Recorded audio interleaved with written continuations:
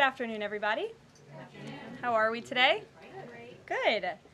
During his inaugural address, President Trump promised that America would be a manufacturing nation once again, and liberal pundits mocked him for it. But those critics were proven wrong once again. On the heels of President Trump's Oval Office meeting with Apple CEO Tim Cook last week, Apple just announced its largest ever commitment to American jobs and industry, with plans to spend and invest more than $500 billion in America over the next 4 years. Over the course of the current Trump administration, Apple plans to hire around 20,000 new workers, creating high-paying jobs right here in America. And the investment isn't limited to one specific region of our country. Apple teams and facilities will expand all over our country in Arizona, California, Iowa, Nevada, North Carolina, Michigan, Oregon, Texas, and Washington. With President Trump in charge, America is open for business. Apple CEO Tim Cook said it best in the company's announcement: "We are bullish on the future of American innovation." On top of this incredible Apple announcement, President Trump already announced more than $1 trillion in pledged investments into the United States. And on another important note that the American people entrusted President Trump to fulfill, this administration's efforts to seal the border continue to prove extraordinarily successful. In President Trump's first month back in office alone, illegal border crossings hit lows not seen in decades, down 94% over the past year, while interior arrests are up 134%. And this past Saturday, this is a significant statistic that I wanted to share with all of you, there were only 220 illegal border crossings on Saturday. This is a 15-year low. Think about that in comparison to the amount of illegal border crossings we saw under the previous administration. Fox recently reported that a San Diego migrant shelter is closing its doors after saying they have not received new asylum-seeking families or individuals since January 20th. We all know what happened on January 20th, don't we? And yesterday, New York City Mayor Eric Adams announced that the massive Roosevelt Hotel migrant shelter in Manhattan will shut down in the next few months. We're also seeing a reverse migration effect. There are now verified reports from the Associated Press of migrants abandoning their journey to the United States and heading back home. This is the first time the Border Patrol has received these reports since 2020, during President Trump's first term. The returning migrants claimed in interviews that the new heavy security posture adopted by the Trump administration was a significant reason for their decision to return to the countries of their origin. Overall, the American people continue to overwhelmingly give President Trump very positive remarks. Nearly every one of President Trump's policy initiatives are receiving strong majority support, and I have noted that in every briefing since Inauguration Day. 81% of Americans support deporting illegal migrant criminals from our nation's interior. 76% of Americans support the DOJ-led efforts of a full-scale investigation to find and eliminate fraud and waste in government expenditures. Again, this is from a Harvard-Harris poll, a very legitimate pollster. 76% of Americans support closing the border. 69% of Americans support President Trump's common-sense efforts to ban men from women's sports. As you all know, we celebrated that executive order at the White House a couple of weeks ago. 65% of Americans support the president's efforts to eliminate all preferences by race in the hiring and awarding of government contracts, which is another pledge that DOJ is working hard to fulfill. And 61% of Americans, vast majority, support the president's plan for reciprocal tariffs to ensure that other countries are treating us the way we have always been treated. Despite what many Democrats and media members want you to believe, the Trump agenda is not only necessary, but it is overwhelmingly popular. Why? Because it's driven by common sense. And finally, as you all saw yesterday, a federal judge denied the Associated Press's emergency motion for a temporary restraining order against myself, our Deputy Chief of Staff Taylor Budowich, and our Chief of Staff Susie Wiles for our decision to remove the Associated Press from the White House press pool for certain and special events. The judge's ruling, upholding our decision to deny the Associated Press such privileged access, reinforces the truth. And it reiterates what I said from this podium last week when that suit was filed. Asking the President of the United States questions in limited spaces, such as the Oval Office in Air Force One, is a privilege that unfortunately has only been granted to a few. It is not a legal right for all. The Trump administration has already proven to be the most transparent ever, and this president, the most accessible in history. This is evidenced by President Trump's daily press conferences in the Oval Office, where he takes many questions from the journalists who have the honor and privilege of standing before the beautiful Resolute desk. The president and this entire White House are committed to ensuring the American people continue to receive this same level of historic transparency, access, and visibility. In fact, we want to double down and give even greater access to the American people. We want more outlets and new outlets to have a chance to take part in the press pool, to cover this administration's unprecedented achievements up close, front and center. As you all know, for decades, a group of DC-based journalists, the White House Correspondents Association, has long dictated which journalists get to ask questions of the President of the United States in these most intimate spaces. Not anymore. I am proud to announce that we are going to give the power back to the people who read your papers, who watch your television shows, and who listen to your radio stations. Moving forward, the White House press pool will be determined by the White House press team. Legacy outlets who have participated in the press pool for decades will still be allowed to join, fear not, but we will also be offering the privilege to well-deserving outlets who have never been allowed to share in this awesome responsibility. Just like we added a new media seat in this briefing room, legacy media outlets who have been here for years will still participate in the pool, but new voices are going to be welcomed in as well. As part of these changes, we will continue the rotation amongst the 5 major television networks to ensure the President's remarks are heard far and wide around this world. We will add additional streaming services which reach different audiences than traditional cable and broadcast. This is the ever-changing landscape of the media in the United States today. We will continue to rotate a print pooler who has the great responsibility of quickly transcribing the President's remarks and disseminating them to the rest of the world. And we will add outlets to the print pool rotation who have long been denied the privilege to partake in this experience but are committed to covering this White House beat.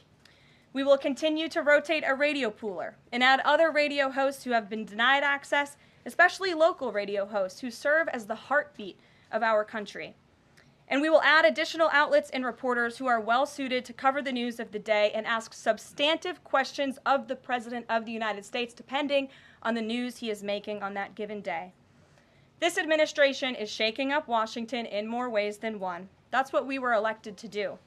As I have said since the first day behind this podium, it's beyond time that the White House press operation reflects the media habits of the American people in 2025, not 1925. A select group of DC-based journalists should no longer have a monopoly over the privilege of press access at the White House. All journalists, outlets, and voices deserve a seat at this highly coveted table. So by deciding which outlets make up the limited press pool on a day-to-day basis, the White House will be restoring power back to the American people who President Trump was elected to serve. So in that note, in our new media seat today, we have Shelby Talcott, who is a White House reporter for Semaphore. In 2022, Semaphore launched as a global digital news platform with the aim of bringing meaningful innovations to the news industry. Today, they have nearly 1 million newsletter subscribers spanning 11 separate editions. With that, Shelby, I will take your questions. Thanks, Caroline. I've got 2 for you. One on foreign policy. Over the weekend, the President's Special Missions Envoy, Rick Grenell, was talking about Venezuela, and he said that the President isn't someone who wants regime change. Other administration officials have made clear that they don't see Maduro as the rightful leader. What is this administration's policy on a new government in Venezuela? I think the President has made his position on Venezuela quite clear. He stands in opposition to the Maduro regime, and Secretary Rubio has spoken on this extensively as well. And then on Doge, last night Elon Musk said that a failure to respond a second time will result in termination. Will there be additional rounds of the did you do this week email from DOJ to federal workers? And what's the guidance on the federal workers who've been instructed by their agencies not to reply? So a couple of things on this. First of all, let's just take a step back and talk about this idea. The president sent out a truth last weekend to Elon Musk saying he loves everything Elon is doing and he wants him to be even more aggressive because DOJ thus far has proven incredibly successful in making our government more efficient. And so Elon and DOJ came up with this idea. Elon has implemented this at his private companies. It has proven successful. And it's a very simple idea when you think about it. All the Office of Personnel Management is asking, all this administration is asking, President Trump is asking, is for federal workers who live off of the American taxpayer's dime to send 5 bullet points of what they have done in the previous week. That is all we are asking for. And so the Office of Personnel and Management sent out additional guidance last night. Those responses should be directed to agency leadership, and the president defers to his cabinet secretaries, who he's obviously entrusted to pursue the guidance relative to their specific workforce. And for some of the agencies that you've seen who have said, please don't send these emails, it's in their best interest for that specific agency, and the president supports that. And let me be very clear, the president and Elon, his entire cabinet are working as one unified team. And they are implementing these very common sense solutions. You're welcome. Jackie. Thank you. One follow-up on this question. So about the deadline, Alina Habba said that you have until tonight. Elon Musk said a failure to respond a second time would result in termination. So is that a real deadline?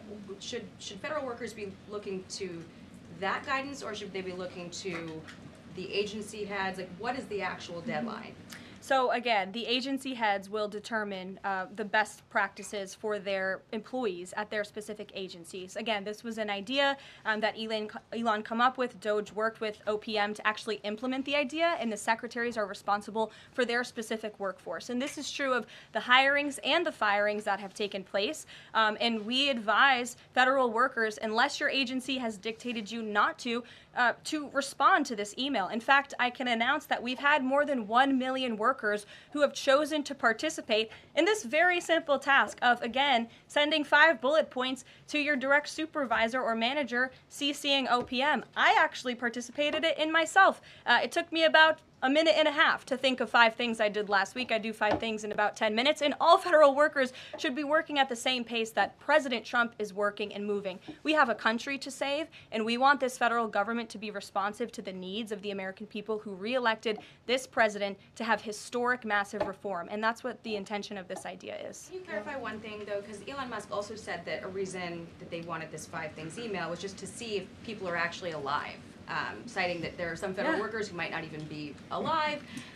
So meantime, NBC is reporting that these responses are going to go into an AI generator to evaluate whether these jobs are necessary. So is it just to see if people are actually working, or is it an effort to maybe cut some of those jobs? I have not seen that NBC News report, and I haven't heard that from DOJ or from Elon himself. Again, this is to ensure that federal workers are not ripping off American taxpayers, that they are showing up to the office, and that they are doing their jobs. That's what the American people expect, and it's a very simple task to complete. I did it myself, and I was more than happy to do it because I'm very grateful that I am serving the American people on the American taxpayers' dime. Do you think DOJ should hire a spokesperson just so that Elon Musk doesn't put out tweets that then confuse federal workers? Are my press briefings not good enough for you, Jackie? John. Carolyn, thank you. In the ruling by Judge McFadden yesterday, who dismissed the lawsuit that AP brought against yourself and your team members here, President Trump, in there he said, why not just do away with the entire White House Correspondents Association along with it, because essentially they have no authority, they just usurped it. What is your reaction to that? Well, first of all, John, it's great to see you. And you are one of those individuals who has you're on a streaming platform that hundreds of thousands of people tune into every day. So it's great to see you in the briefing room.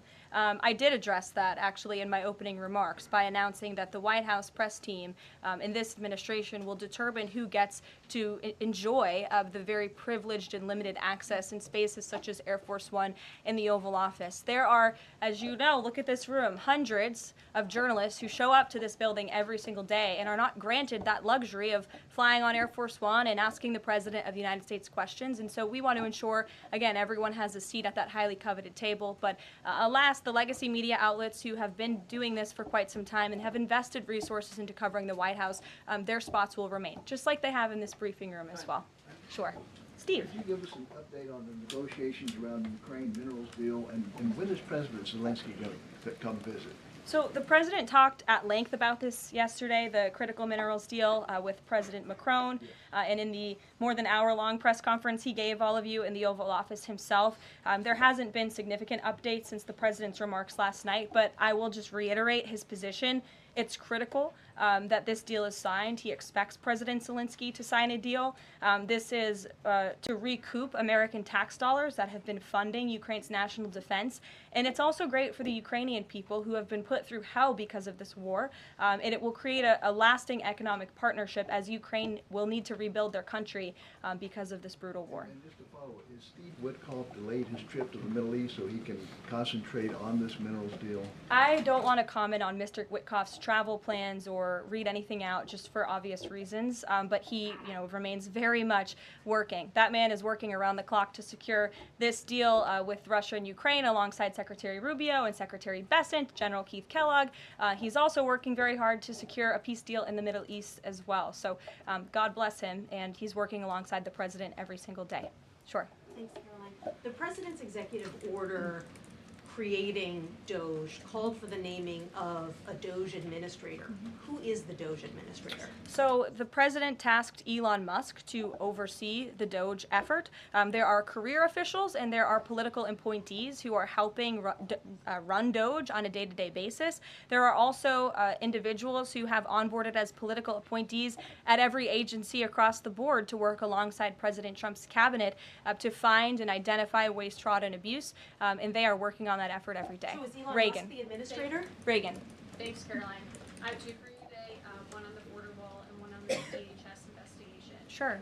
First on the border wall construction has restarted in Texas and California under contracts awarded under Trump's first term. Is the president looking to secure new contracts, and how is he defining success in terms of border wall construction this administration?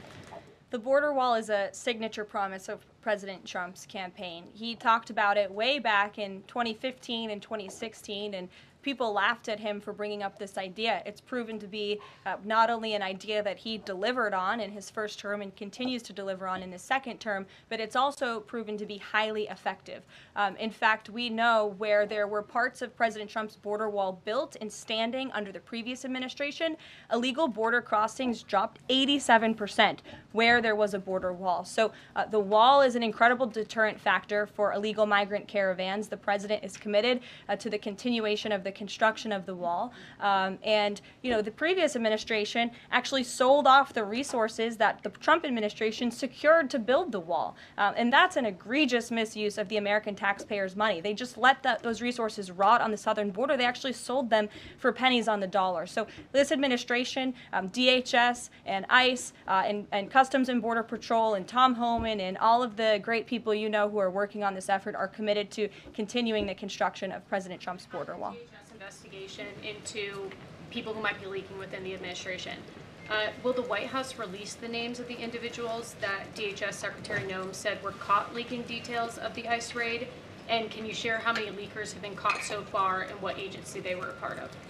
I would defer you to DHS on the leakers that they have identified, but I know the president and this White House commend Secretary Noem for launching an internal investigation to identify those leakers because it's unacceptable for career bureaucrats who are standing in the way of the will of the American people and enacting President Trump's agenda. If they don't want to adhere to the will of the 77 million Americans who reelected President Trump, then they should go find another job. And if they continue to leak information, especially information that is critical to protecting Border Patrol agents and ICE agents who are out there doing jobs that not many people are willing to do, putting their lives on the line to protect our national security, then those individuals absolutely should be fired. And this administration is committed to finding them. Sure. Caroline, two questions for you. One related to Guantanamo Bay, the other to the White House Correspondents' Dinner. I wanted to get your response to some Washington Post reporting of the migrants who stayed over at Guantanamo Bay for the last 2 weeks. They told the Post they were rarely let outside.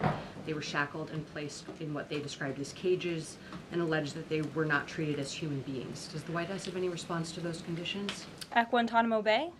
It's a promise the president campaigned on, that if you invade our nation's borders, if you break our country's laws, and if then you further commit heinous, brutal crimes in the interior of our country, like raping and murdering innocent, law-abiding women and girls, and committing heinous acts of violence, then you are going to be deported from this country, and you may be held at Guantanamo Bay. These are criminals we are talking about. Don't forget that. Sure. So U.S. consumer confidence fell this month the most since August of 2021. What is your message for Americans who are concerned about the impact of things such as tariffs on prices? Yeah, sure. Well, thank you for that question. It's obviously an important one. The president campaigned on reigniting the Trump economy and fixing the mess that was created by the previous administration. We know they created an economic and an inflation nightmare for the American people, and I'm not going to stand up here and lie to you like my predecessor did about the state of our economy. We understand there are people that are hurting, and this administration is wholeheartedly committed to ensuring that those individuals see relief and price reductions and tax cuts and in less regulations that are burdensome on their household and their businesses. And the president and this entire administration are focused on that every day. I can go through the very long list of economic actions this president has taken. I know you work for Bloomberg, so I'm sure you're well aware of them, but I can assure the American people that the president is very much focused on bringing down the cost of living crisis in this country that was created by the previous administration. If I could just ask a quick follow-up. Sure. Is the president planning on whipping any votes for support for the House budget vote? And if so, to whom is he making calls? I'm not aware of any calls that he has made. I did talk to the president about his position on this just before coming down here, and he said that he's made it very clear to the Hill what his priorities for a budget are. He's said it to the Speaker of the House. He said it to Leader Thune. The Senate and the House know what President Trump wants and know what the American people want. And so he expects Congress to get it done. He's looking at the proposal from the House. He will also be looking at the proposal that I believe the Senate is drafting up as well. Sure. Thank you, Caroline. I have two questions. Does the United States, sorry.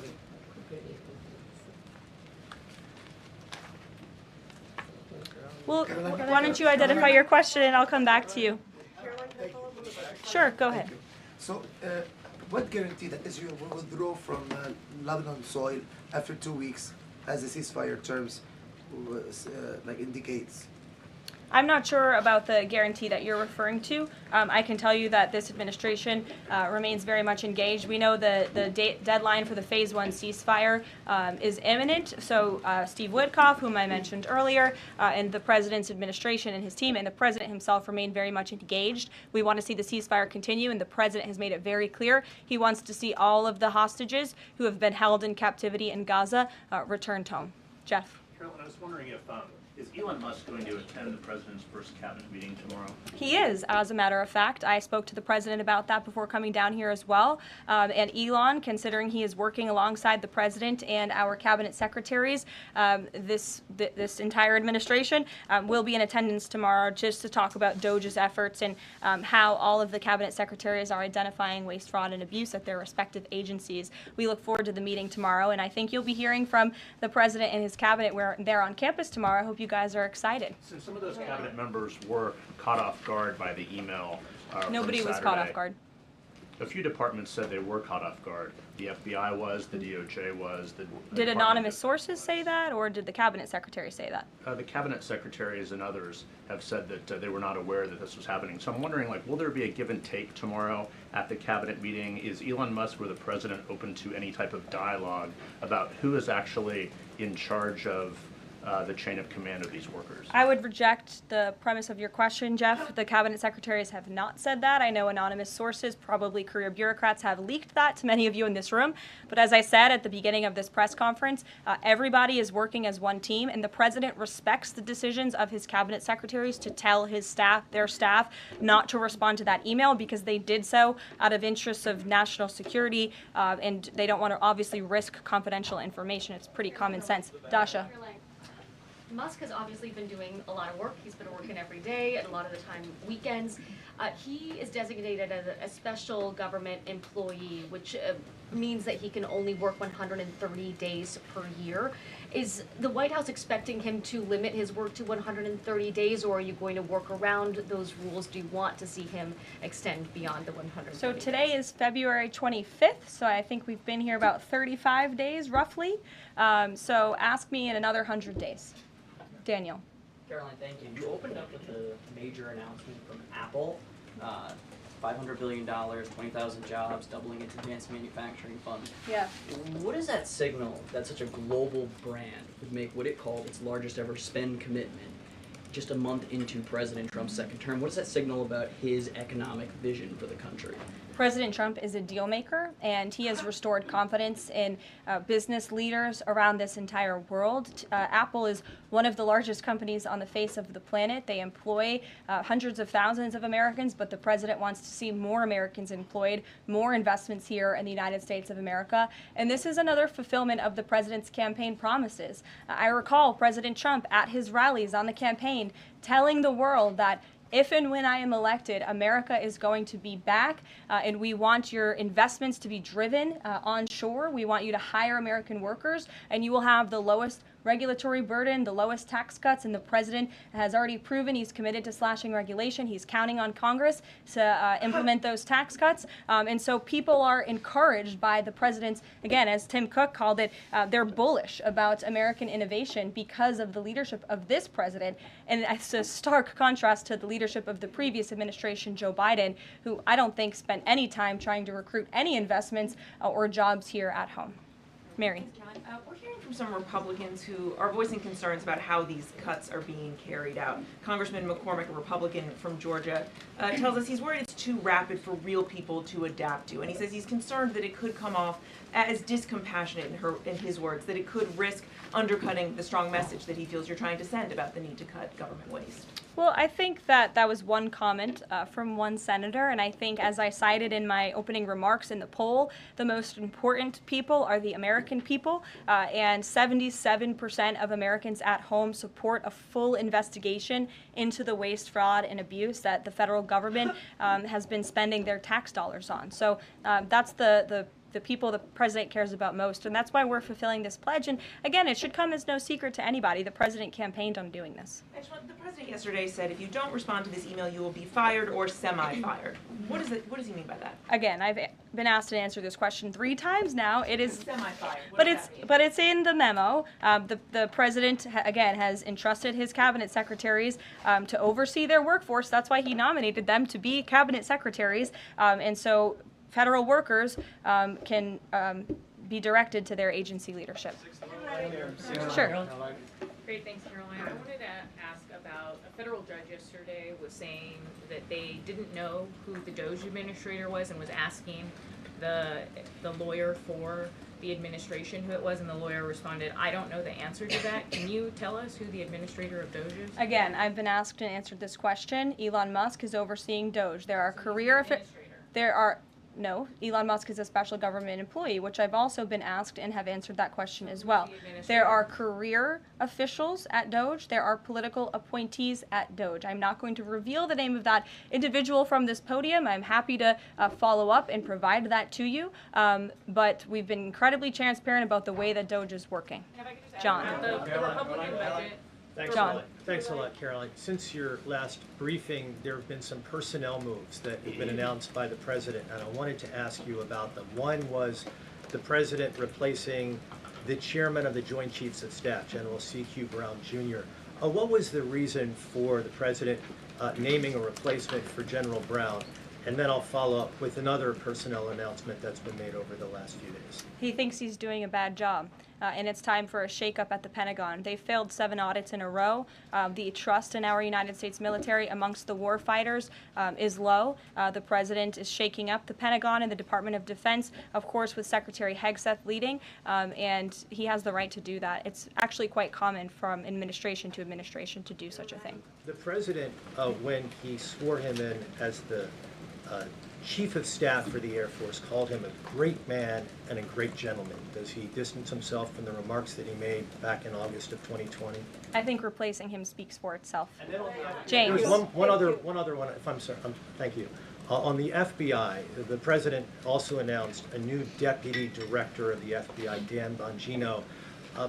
From what has been reported, and maybe this is not accurate reporting, you can tell me, the FBI director, Kash Patel, informed Republican senators that it would be an individual named as the deputy who was a special agent currently at the FBI, and of course Mr. Bongino is not. What was the reason for naming Mr. Bongino to this position, and was Mr.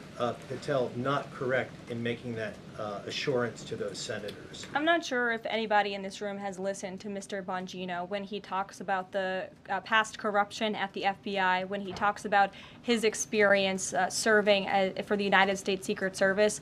This is a man who loves his country and who has honorably served our country in ways that many people have not. He understands the depth of the corruption at these institutions, which the American people re-elected President Trump to shake up. And I think it's quite despicable to see many networks in this room who have had chyrons on their television screens labeling Mr. Bongino as a far-right podcaster. He is not. He is a former law enforcement agent. He is a former Secret Service agent who put his life on the line to protect this country, and that is why the President of the United States has entrusted him for this important role. He's also an outsider to this Washington swamp, and we often see that when outsiders are appointed to such coveted positions, a lot of people in this city get very, very nervous, and they should be, because Dan Bongino and Kash Patel and Attorney General Bondi are focused on rooting out the corruption at these agencies and ending the weaponization of government once and for all. I'd like to end with something. As you all know, James, as you were just about to do, before you know what, James? I'm feeling generous. Go ahead. I will take it. Thank you, Caroline. Sure. I wanted to ask Don't make about, me regret this. I wanted to ask about the Macron visit and the Russia-Ukraine talks in general. Sure. It's pretty clear to my eye that President Macron was performing a kind of delicate dance, lavishing praise on the president while seeking in his own remarks to try to bind President Trump to positions and even specific language that the president has not committed to heretofore. One of the most bracing comments from President Macron was when he said that the deal that President Trump is negotiating with the Russians must not be, quote, a surrender for Ukraine. All of the public points that we have heard from President Trump, from Secretary Hegseth, and from other administration officials talking about these negotiations have averred to, quite openly, to concessions from the Ukrainians that will have to be made. The minerals deal, the abandonment of their NATO ambitions, and other elements. So far, we have not heard any administration official suggest a single concession that the Russians should be prepared to make. And so I wonder if you could assure us, at a minimum, that this negotiation process will not be as one-sided as the Europeans seem to think it is, that in fact, President Putin will also be made to engage in some concessions to reach this deal. Well, I think the president knows how to make a deal better than anyone who has ever assumed the office of the American presidency. And in order to make a deal, you have to bring both sides to the table. And typically when you make a good deal, both sides leave that table a little bit unhappy. I'm not going to outline the concessions that the president and his team are engaged in discussing. These are obviously ongoing negotiations, and it would be unwise of me to impede them from this podium. But the president has made significant improvements in ending this conflict. He is committed to seeing an end to the war. He wants to see the bloodshed and the killing stopped. He wants to stop seeing young men being killed and slaughtered. This has been going on for far too long. The president inherited this mess because of the incompetence of the previous administration, and he's committed to fixing it. And he's made, some of those concessions clear, but I'm not going to get ahead of him on additional ones. But he is wholeheartedly committed to striking a peace deal in Russia and Ukraine, also in the Middle East. Thank you very much, guys. Good to see you. We'll see you later.